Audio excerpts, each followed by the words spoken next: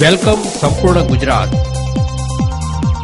સંપૂર્ણ ગુજરાતમાં આપનું સ્વાગત છે.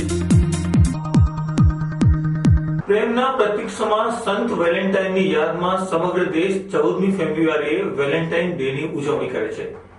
બનાસકાંઠા જિલ્લામાં પણ આજે પાલનપુર, ડીસા સહિત સમગ્ર જિલ્લામાં યુવાનો ગુલાબના ફૂલ ખરીદતા જોવા મળ્યા હતા અને પોતાના પ્રિય પાત્રને વેલેન્ટાઇન વિશ કરતા નજરે પડ્યા હતા. એક સમયે અત્તરો અને ફૂલોની નગરી ગણાતા પાલનપુર શહેરની કમનસીબી છે કે આજે ફૂલોને બહારથી આયાત કરવા પડે છે અને જેના પરિણામે આજે એક ગુલાબનું ફૂલ 40 રૂપિયે મળી રહ્યું છે. ગુલાબનું ફૂલ મોંઘું થયું છે, તેથી કદાચ હવે ખુશ્બુ લેવી પણ લોકોને મોંઘી લાગી રહી છે. વેલેન્ટાઇન ડેની આજની ઉજવણીના ભાગરૂપે યુવા વર્ગની સાથે સાથે બાળકો અને વૃદ્ધોએ પણ વેલેન્ટાઇન ડેને પોતપોતાની રીતે મનાવ્યો હતો.